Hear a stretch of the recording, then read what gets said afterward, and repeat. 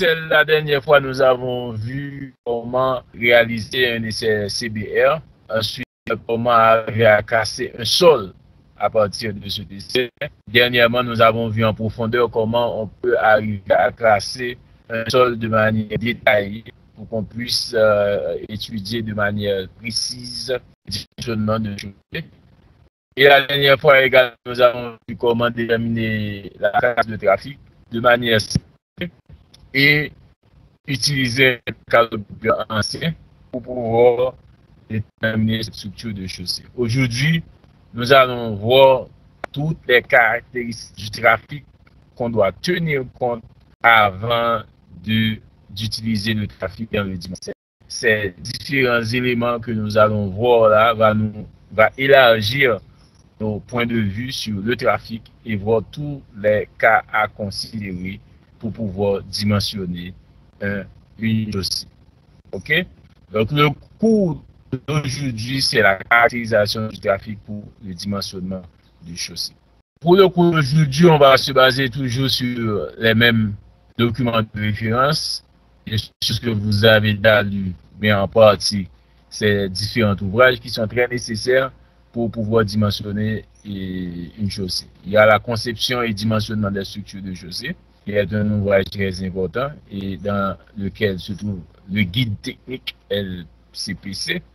Il y a le réseau routier national catalogue des structures type de chaussée d'œuvre. Il y a l'entretien courant des chaussées. Il y a la réalisation des remblais et des couches de forme guide technique LCPC. Tout ça, ce sont des ouvrages que vous devez consulter et même considérer comme votre ouvrage de chevet si on travaille dans la géotechnique routière. Le plan du cours d'aujourd'hui, tout d'abord, nous allons voir le débit du dimensionnement. Ensuite, nous allons regarder le trafic cumulé sur la durée de vie et la charge de trafic. Tout ceci, nous allons traduire ça en termes de trafic équivalent en essieu de référence. Parce que c'est ce trafic-là qu'on va utiliser pour pouvoir faire le dimensionnement, parce qu'on doit avoir des essieux de référence pour ne pas tenir compte de tous les véhicules qui passent sur une route. Il y a la sollicitation du trafic sur les chaussées routières. Si on a le temps, on va voir les travaux pour approfondir ce cours. Sinon, on va faire ça par le dimensionnement d'une chaussée. Dimensionner une chaussée, ça revient à faire quoi? Ça revient à trouver les différentes épaisseurs de matériaux à mettre en œuvre sur un sol support. Vous avez vu la dernière fois le sol support, c'est le sol qui va recevoir les différentes couches qu'on va mettre sur.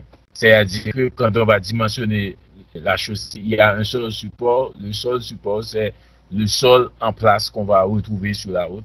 Et les structures de choses qu'on va mettre, ce sont des structures sur ce sol support pour pouvoir recevoir différentes contraintes qu'on va apporter sur la route, ou du moins les différentes charges, les différents poids lourds qu'on va apporter sur cette route-là. C'est arriver à trouver les différentes épaisseurs de matériaux à mettre en œuvre sur un sol support. Qu'au bout de N années c'est important parce que quand on va construire une route, on va construire la route pour une durée de vie. Donc il y a un nombre d'années à considérer. Après cet nombre d'années, la route a atteint son objectif. Sous un trafic cumulé de transport des biens et des personnes, c'est-à-dire qu'on doit faire tous ces calculs-là à partir d'un trafic cumulé qu'on doit calculer et pour pouvoir transporter les biens et les personnes de façon optimale. C'est-à-dire que on ne peut pas construire une route et puis à partir d'une certaine surcharge, on voit que la route va être détériorée. Donc, si on fait un calcul sérieux, la route doit être capable de supporter toutes les charges pendant sa durée de vie. Et même si ça se fait par fatigue, on va trouver une certaine résistance pour pouvoir arriver à sa durée de vie. Estimer ce débit. Pour réaliser tout ceci, on doit faire une estimation à partir de comptage pour les études de réhabilitation ou de renforcement. D'habitude, quand on fait des projets de route à la faculté, on vous demande de réhabiliter et de renforcer une route. Donc, la réhabilitation, c'est plus courant. Donc, à ce moment-là, quand vous allez faire ce genre de devez réaliser un comptage. C'est pour cela qu'on voit que les étudiants, ils se mettent en groupe pour pouvoir aller réaliser ce comptage. Et à ce moment-là, on reste dans un carrefour, dans plusieurs carrefours, et on va compter les véhicules qui passent. Une réhabilitation, le comptage des véhicules est important. Il y a l'estimation à partir des sections témoins. Des sections témoins, ce sont des sections qu'on va utiliser pour pouvoir réaliser cette route. On doit faire une estimation sur ça. Il y a estimation aussi à partir des modèles de prévision de trafic. Donc, la modélisation de cette prévision pour le trafic est importante également. Ce sont des parties importantes qu'on va avoir pour pouvoir faire une estimation du débit. Dans l'estimation, comment on va considérer le comptage des véhicules. Le comptage des véhicules, c'est important. On doit compter tous les véhicules qui passent sur la route. Mais quels sont ces véhicules qu'on doit considérer dans le calcul et quels sont ces véhicules qui vont apporter des problèmes en termes de déformation sur la chaussée. Donc à ce moment-là, ce sont les poids lourds. Les poids lourds, ce sont ces véhicules qu'on doit utiliser dans le calcul pour pouvoir réaliser la structure de chaussée. Mais on doit compter les autres véhicules également, que ce soit les voitures particulières, les véhicules utilitaires, les motocyclettes. Tout ça fait partie des véhicules légers, poids lourds, soit les autobus, les autocars, les camions, les semi-remorques, etc. On va les considérer dans le calcul. C'est seulement les poids lourds qui auront une incidence significative sur la structure de chaussée. C'est pour cela qu'on doit tenir compte de ces poids lourds.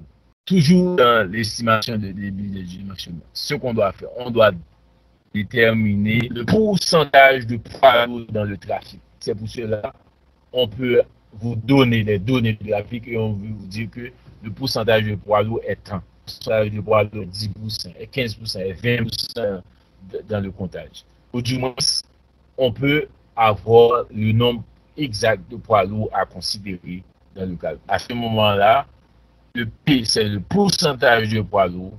On doit déterminer le trafic moyen journalier analysé TMJ à dimensionnement qui va égal au TMJA, au trafic moyen journalier annualisé multiplié par le pourcentage de trafic poids lourd. Si l'estimation ou le comptage inclut les deux sens de circulation, parce que dans une circulation, il y a aller puis le retour. Il y a un autre coefficient à considérer pour le trafic moyen journalier annualisé pour le dimensionnement qui va être égal au trafic moyen journalier annualisé multiplié par le pourcentage de poids lourd dans le trafic multiplié par un coefficient qui va tenir compte du sens de circulation.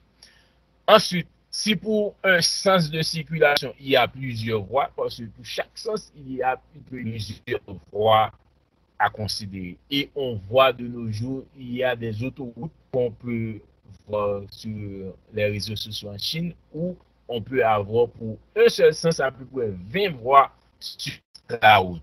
À ce moment-là, il y a un coefficient également à considérer si pour un sens de circulation, il y a plusieurs voies, c'est le coefficient KL à considérer. Nous aurons pour le trafic moyen journalier annualisé pour le dimensionnement, qui est égal au trafic moyen journalier annualisé multiplié par le pourcentage de poids lourd multiplié par un coefficient qui va considérer les sens de circulation et un coefficient qui va considérer les voies.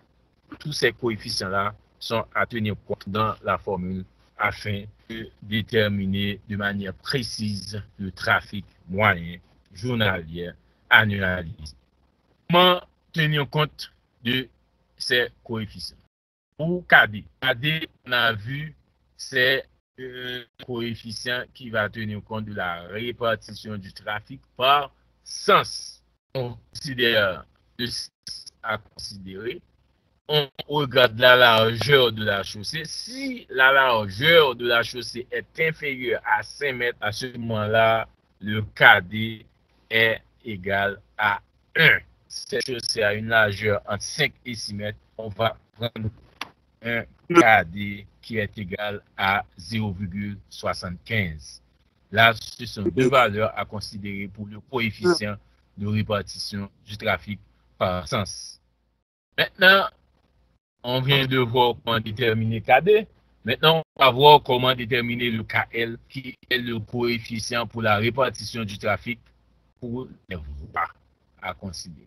Si le type de route qu'on a à faire, c'est 2 fois 2 voies, voici les valeurs, les coefficients à considérer pour ces voies. Si on a 2 fois 3 voies pour les autoroutes, voici les coefficients à considérer pour les différentes voies, que ce soit en race campagne ou bien périurbaine. On a la voie lente. La voie lente, c'est la voie extrême. La médiane, c'est au milieu. Et la voie rapide, ou quand on est sur une autoroute, on doit aller à grande vitesse. C'est cette voie-là qui est la voie rapide. Ce sont les différents KL à considérer pour cette répartition du trafic entre les voies. On a vu comment déterminer le débit de dimensionnement. Le trafic cumulé sur la durée de vie. Le trafic cumulé, c'est ce trafic-là qu'on va considérer dans le calcul. Et il y a différentes formules pour pouvoir déterminer ce trafic. Dans la définition, ce trafic cumulé sur la durée de vie doit supporter la chaussée pendant toute cette durée de vie. On va construire des routes à peu près pour 15 ans, pour 20 ans, pour 30 ans. Cette route qu'on va construire doit supporter ce trafic.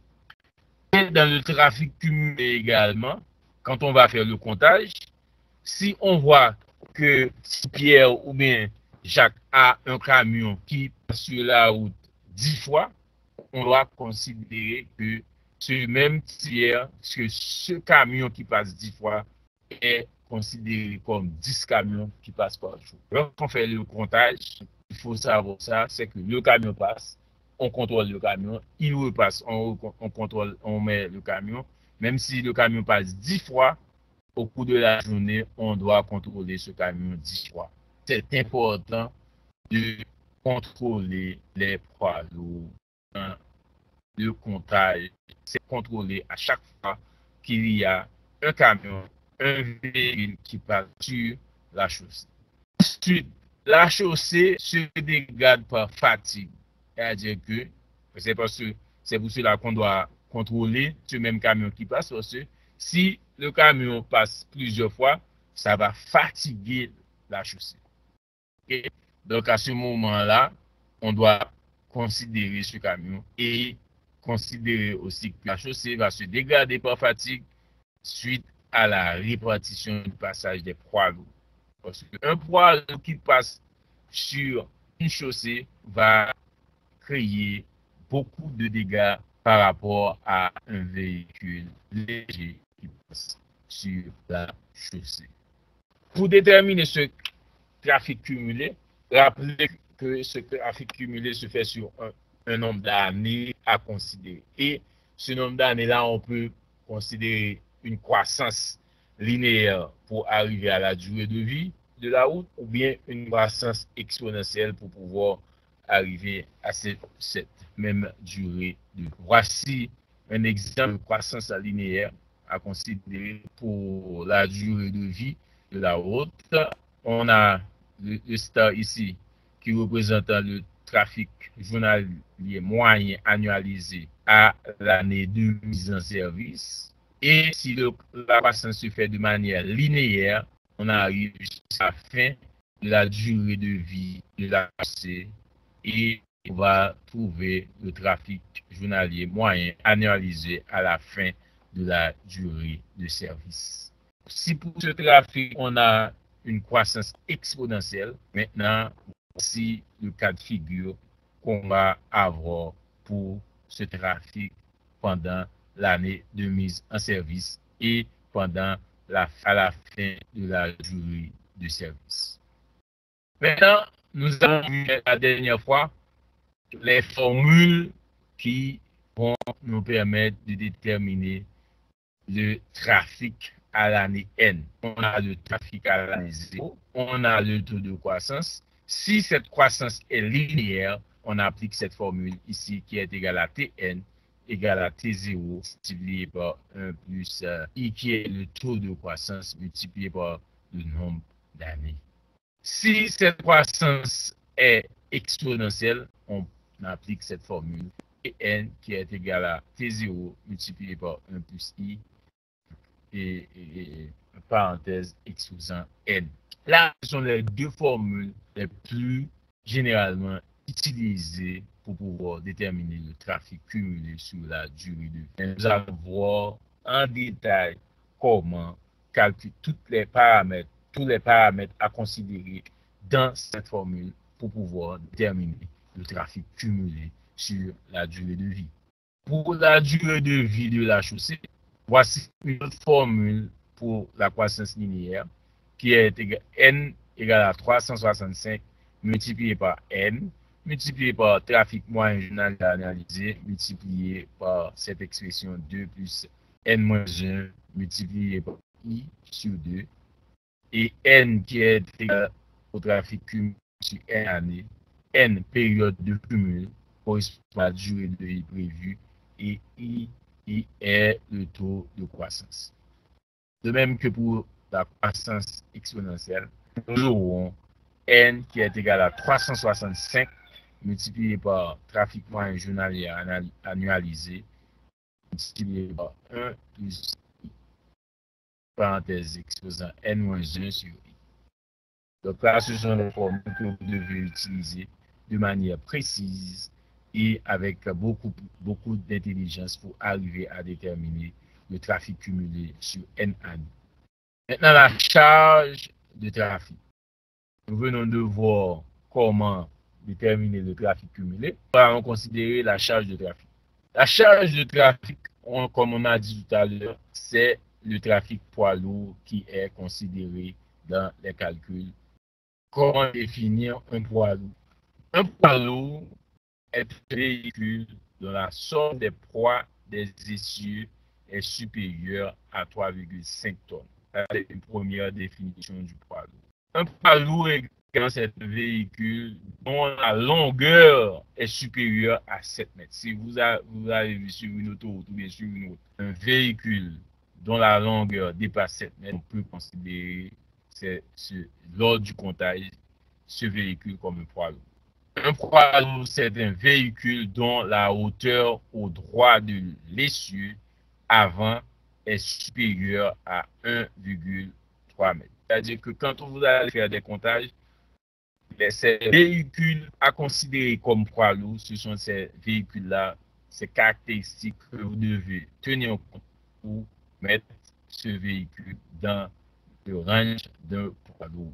Véhicule de plus de 2 essieux ou de essieux et dont l'essieu arrière est à roue jumelée. Et comme dernière définition pour un poids lourd, c'est un véhicule de plus de 35 kN de poids total autorisé en charge. Poids total autorisé en charge, ce qu'on appelle PTAC, d'après la norme française. Donc, toutes ces définitions sont à considérer dans le comptage de poids lourd et regarder pour pouvoir considérer la charge de trafic poids lourd. Dans la charge de trafic poids lourd, on a vu les charges, comment considérer les poids lourds, maintenant les charges essieux.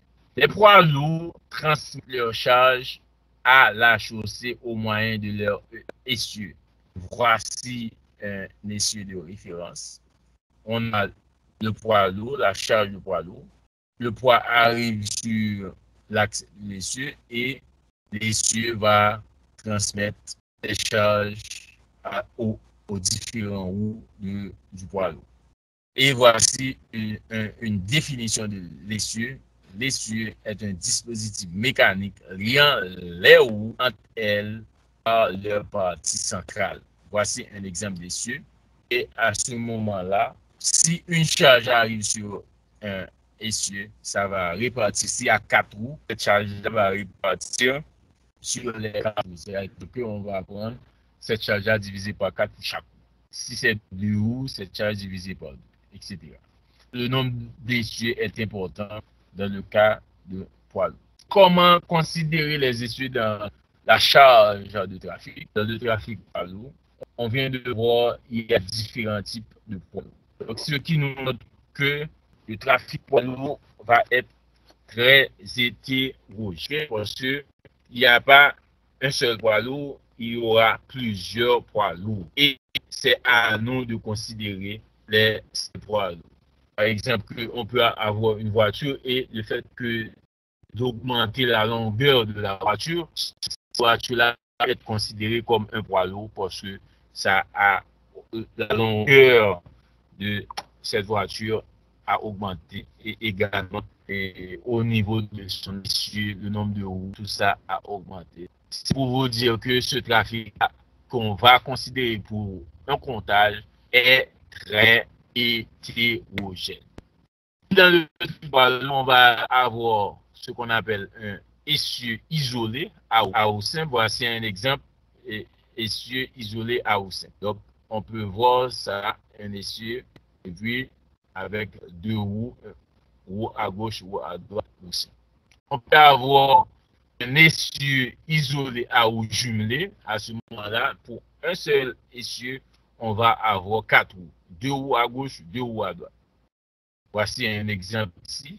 Et c'est cet exemple-là qu'on va considérer comme poids lourd de référence dans le calcul. On peut avoir des essieux montés en tandem. En tandem, c'est-à-dire qu'on va avoir deux essieux, comme vous voyez, de gros camions. Il y a 2 essieux, devant et derrière, et parfois avec une roue ou bien 2 roues de chaque côté. On peut avoir également un essieu monté en tridème, c'est-à-dire qu'on a les gros camions, les gros remorques, et on a 3 essieux, un derrière l'autre. Et ça, c'est un essieu en tridème. Voici un exemple ici. Ça montre l'hétérogénéité du trafic poids lourd. Donc, en voici des exemples. On a les roues simples ici, isolées roues simples devant ce camion. On a les roues en tandem, une roue derrière l'autre, et en tridème ici. Donc, ça, c'est un exemple. Donc, un camion avec les 3 types de roues. Isolé, tandem et tridème. Maintenant, pour les roues jumelées, voici un exemple de roue jumelée. On a 2 roues. Et là, ce sont des roues jumelées. On a des roues isolées. Voici les roues isolées, une roue. Et là, c'est 2 roues.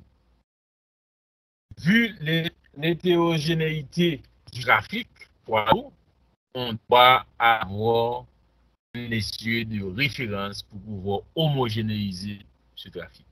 Et l'essieu de référence, c'est un essieu standard qui va représenter l'ensemble du trafic poids lourd. Et c'est ce qu'on va avoir pour simplifier le trafic. On va avoir un essieu aux caractéristiques définies. On va avoir le type de cet essieu, la charge à considérer, la pression et également la surface. Donc, c'est ce qu'on va voir pour cet essieu de référence. Type, charge à considérer, la pression à considérer, la surface de contact. Voici l'essieu de référence pour le calcul du trafic. La charge à considérer pour le trafic. Et dans cet essieu de référence de modélisation, on va considérer un essieu simple à roue jumelé.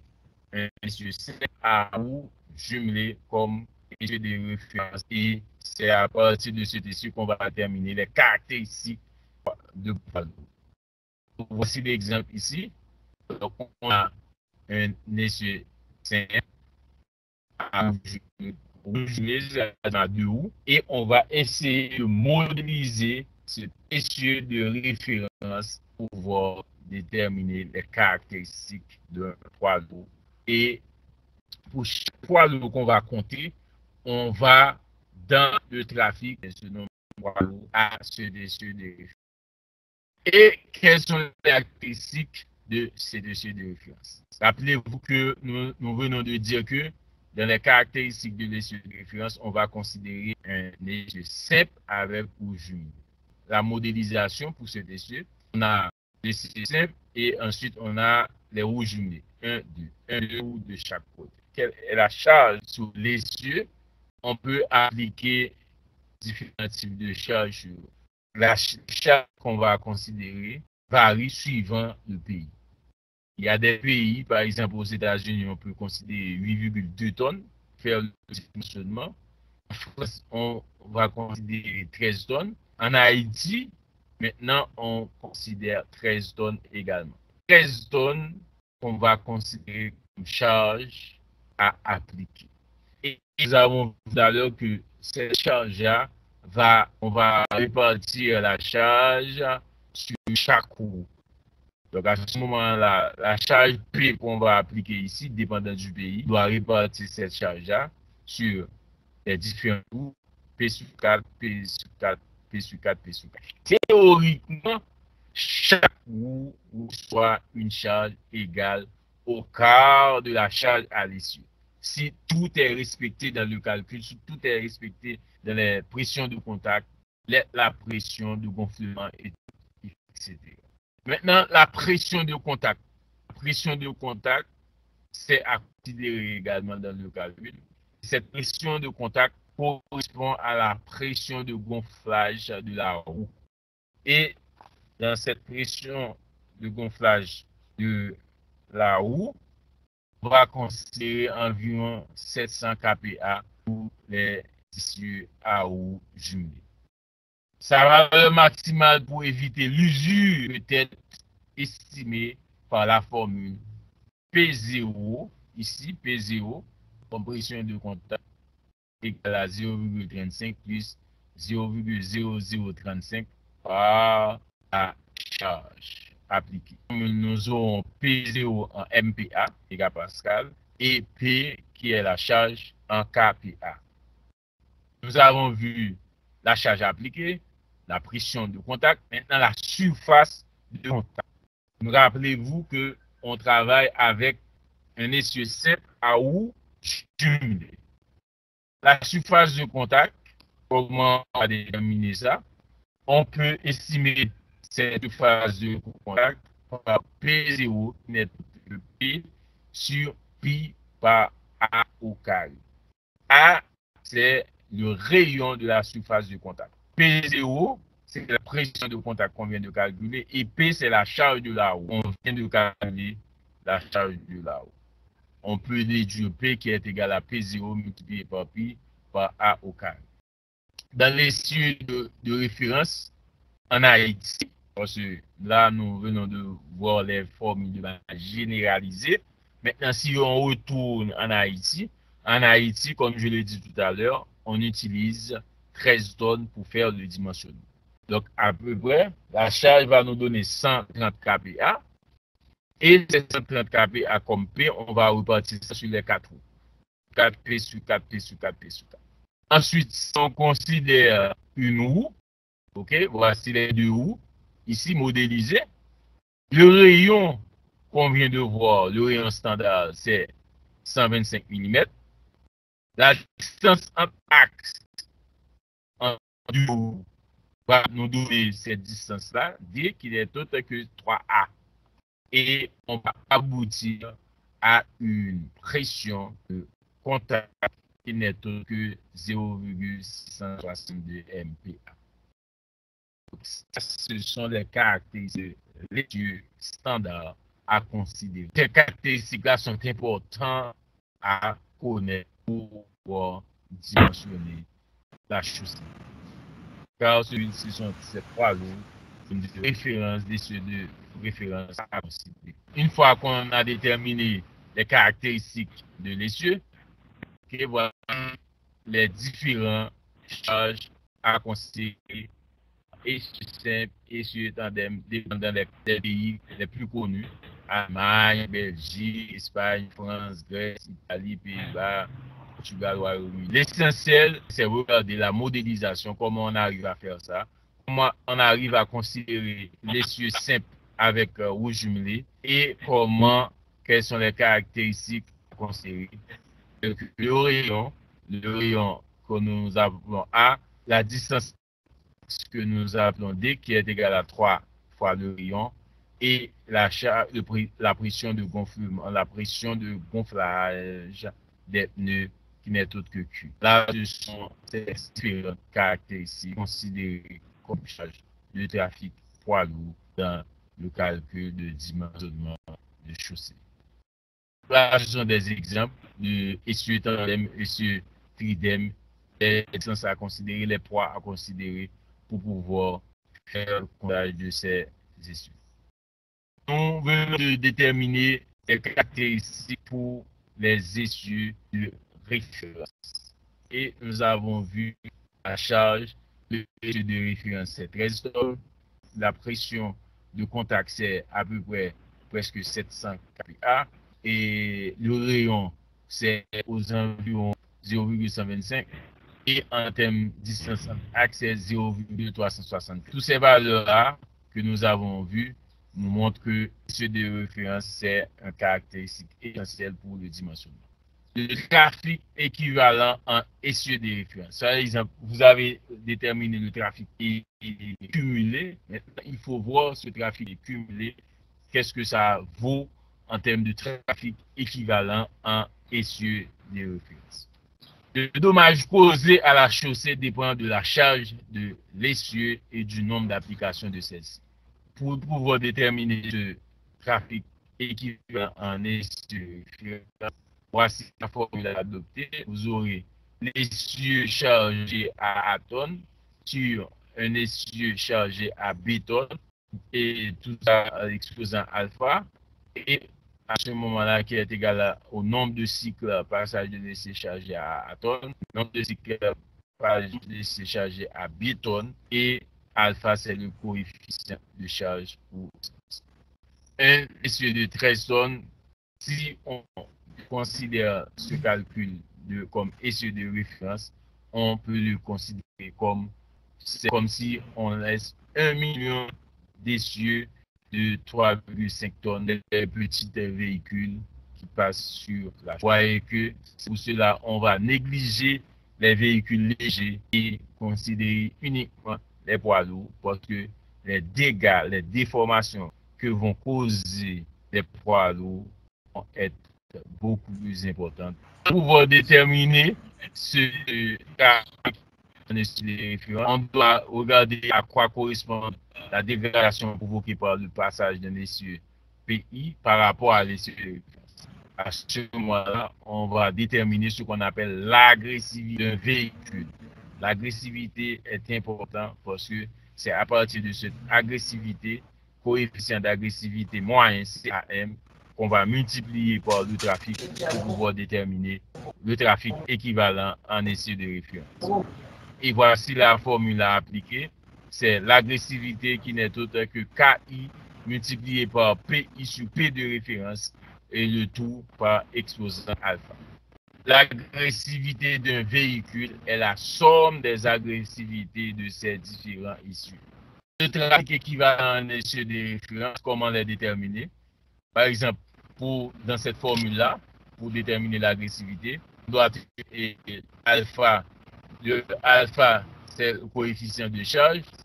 Ça va tenir compte du type de chaussée. Si la chaussée est souple, alpha est égal à 5. Si la chaussée est semi-rigide, alpha est égal à 12. Si la chaussée est rigide, alpha est égal à 12. Donc, on a vu que le logiciel avisé, il y a 3 types de chaussées qu'on considère. C'est une chaussée souple, une chaussée semi-rigide, une chaussée rigide. Et on va probablement voir comment dimensionner la structure de chaussée pour ces différents types de chaussées. À partir du type de chaussée, souple, semi-rigide, rigide, on va considérer le type d'essieu également. Si on a un essieu en simple, tandem et en tridème. Voici les valeurs à considérer. L'agressivité d'un poids lourd. L'agressivité d'un poids lourd est égale à la somme des agressivités de ces essieux. C'est ce qu'on a dit tout à l'heure. Et l'agressivité d'un trafic, on doit connaître l'histogramme de charge par type d'essieu, un trafic donné. Et l'agressivité de ce trafic est qualifiée par le coefficient CAM, coefficient d'agressivité moyen, qui correspond à l'agressivité moyenne du poids lourd composant ce trafic par rapport à l'essieu pris pour référence. C'est-à-dire que quand on va terminer avec le trafic cumulé, on doit déterminer l'agressivité de ce trafic et voir quelle est l'incidence de ces différents poids lourds qu'on vient de calculer à partir du coefficient d'agressivité moyen pour aboutir au calcul de trafic équivalent en essieu de référence. Là, c'est un exemple qu'on a pris. Un camion qui est chargé, quand ce camion-là passe sur une route, c'est comme si on met 30 000 à 40 000 petits véhicules auto comme ça sur la route en même temps. Et c'est pour cela qu'on a négligé ces petits véhicules sur la route parce que l'effet de leur passage n'affecte pas la structure de choses. Donc là, voici la théorie à lire par rapport à cette image. On a vu que, en termes de modélisation, le trafic poids lourd réel est vraiment hétérogène. On peut avoir différents types de camions sur la route. Et on a vu que ce trafic hétérogène, on doit le convertir en un trafic homogène à partir des essieux de référence standard. C'est-à-dire qu'on a un camion ici, on voit qu'on a des roues jumelées, des en tandem, tridème, etc. Et ce camion-là doit être converti en essieu standard. De même, ce camion-là qui est ici, ça doit convertir en essieu standard, ce camion est un essieu standard. C'est-à-dire que ce trafic hétérogène avec différents types de camions, la conversion doit être faite à partir du nombre d'essieux de référence standard. Et pour le faire, on doit, lorsqu'on termine avec le calcul de trafic, on doit multiplier ça par un coefficient d'agressivité moyen, CAM, aboutir au trafic équivalent en essieu de référence. L'autre formule, comment on prend en compte le dommage causé à la chaussée par chaque essieu des poids lourds constituant le trafic. On a vu qu'on doit déterminer le CAM qui est le coefficient d'agressivité moyen, déterminer le nombre de poids lourds. Ce CAM n'est autre que 1 sur N multiplié par cette expression. Et de cette expression, on a le nombre de poids lourds à considérer, le coefficient correspondant au type d'essieu, est-ce que c'est un essieu, est-ce que c'est un essieu en tandem, est-ce que c'est un essieu en tridème. On doit regarder le nombre d'essieux élémentaires de type J et de classe de la charge P et la charge de l'essieu de référence. Tout ceci pour pouvoir déterminer le CAM en fonction de cette formule. Et vous allez voir, dans la réalité, vous n'allez probablement pas utiliser cette formule-là parce qu'on va avoir dans les catalogues les valeurs de CAM en fonction de type de chaussée, de type de voie. Mais si on veut déterminer de manière détaillée le CAM, donc il suffit d'appliquer cette formule pour pouvoir aboutir à une valeur exacte et précise de cette valeur du CAM. Comme je l'ai dit tout à l'heure, pour déterminer le trafic équivalent en essieu de référence, trafic équivalent en essieu de référence par N multiplié par CAN. N, c'est le trafic cumulé de poids lourds sur la durée de vie prévue. Et en général, ce qu'on fait, on détermine uniquement le trafic cumulé de poids lourds et on utilise ce trafic pour pouvoir dimensionner la chose. Maintenant, il faut savoir que il faut ajouter le CAM, coefficient d'agressivité moyen est important, multiplier ça par le trafic cumulé pour aboutir au trafic équivalent en essieu de référence, de préférence. Parce que c'est le trafic équivalent en essieu de référence qui va homogénéiser le trafic et nous permettre de dimensionner de manière précise la chaussée. Là, comme je vais parler dans le chapitre, sollicitation du trafic sur les chaussées routières. C'est juste pour voir une modélisation des deux roues utilisées dans l'essieu simple ou gelé dans le cas de l'essieu de référence. Ça, ce sont les deux roues, ou d'un côté et ou de l'autre côté. Et la distance entre axes que nous avons vu, c'était 3A. Et voici cette distance-là, 3 multiplié par 125 mm. Et la pression de contact, c'était 0,662 MPa. Donc, ces deux roues-là vont avoir des incidences sur les différentes structures de chaussée qu'on doit utiliser jusqu'à arriver à la plateforme.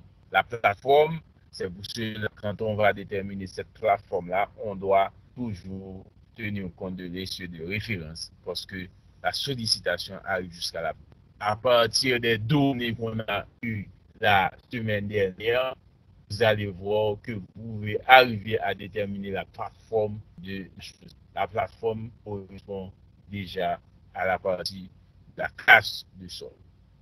Encore en termes de conclusion pour ce cours, il y a la structure de la chaussée est mentionnée pour une durée définie, appelée durée de vie de la chaussée ou de service.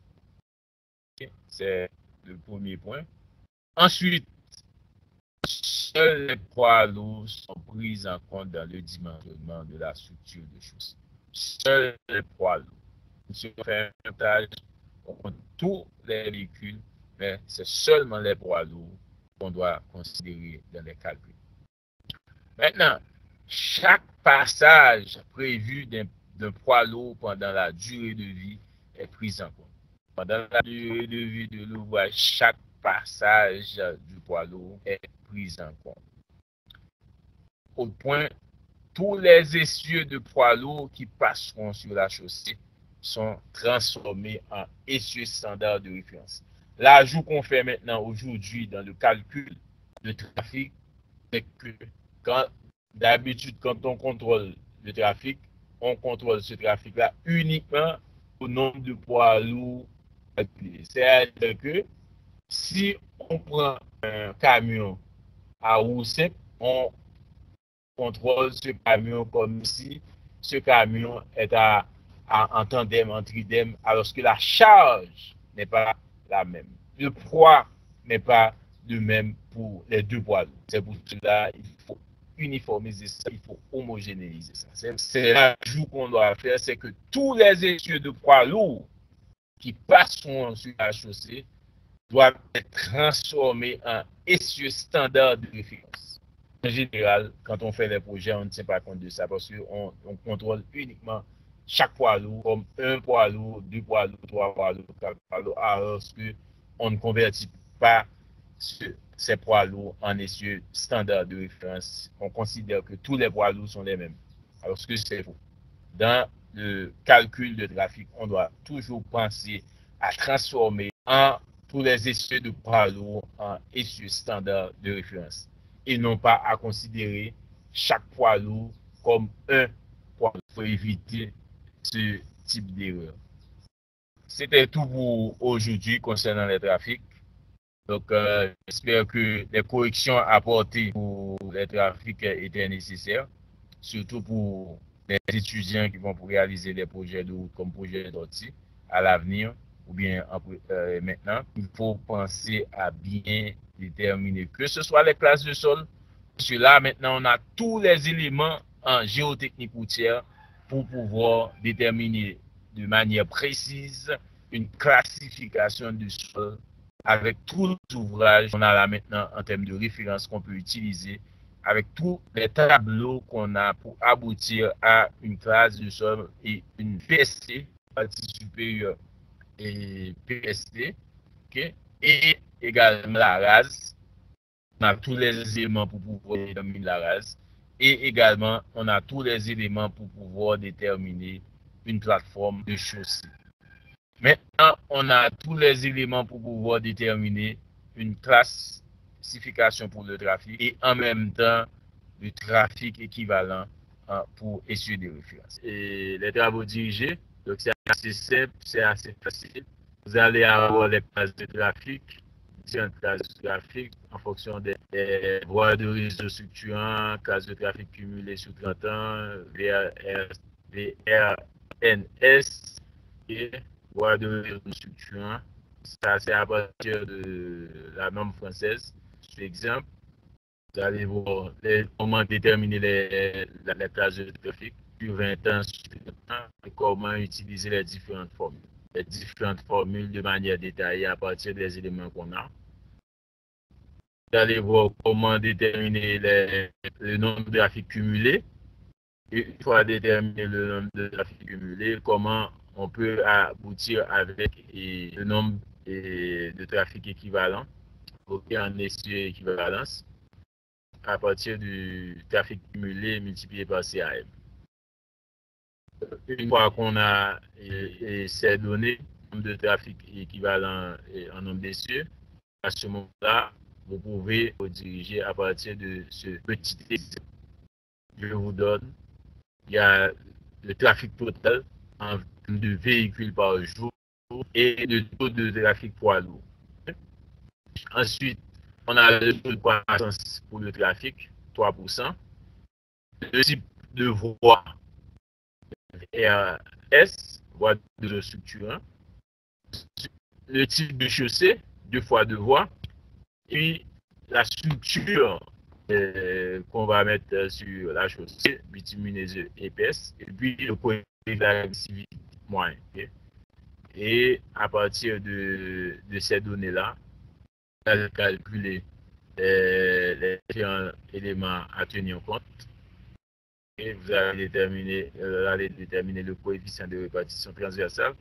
Tous ces coefficients se trouvent dans l'ouvrage de référence que je vous ai passé. À partir de ça, vous allez déterminer les CAM. Donc, tout ça se trouve dans l'ouvrage, mais ça se trouve également dans le logiciel.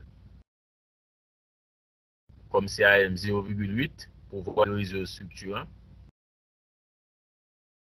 Ensuite, pour le réseau structurant, dans l'ouvrage, vous allez trouver bitumineuse épaisse à ce moment-là, catégorie de voie VRS égale à 0,8. Vous allez déterminer le nombre de poids lourds par rapport au trafic journalier total. Vous allez trouver le R, coefficient universel, le CAM. À partir de là, vous pouvez déterminer le pic moyen journalier annualisé qui vous donne 540 poids lourds. À ce moment-là, vous pouvez classer ce trafic à partir de TMJA de T1. Terminer le trafic cumulé, donc c'est utiliser le T et puis multiplier par C, trafic par le MJA, multiplier par le C dans la formule. Et dans le C, vous avez la durée de dimensionnement, le taux de croissance. Et le trafic cumulé va nous donner 8 485 155 poids lourds. Et vous avez comme classification de trafic TC5. Ce sont les travaux dirigés que vous allez lire et comprendre afin d'aboutir, afin de savoir comment déterminer correctement ce trafic cumulé. À vendredi prochain, et je vais vous envoyer le document et le devoir sur Google Form afin que vous puissiez réaliser ce devoir de manière individuelle. Je vous dis bye bye, à bientôt. À vendredi 10h. Et si on a le temps, quand on a un peu de temps, on peut toujours voir le logiciel à liser et qui va nous permettre de dimensionner de manière correcte, que ce soit les chaussées, structures de chaussées souples, mais rigides et rigide. Ok.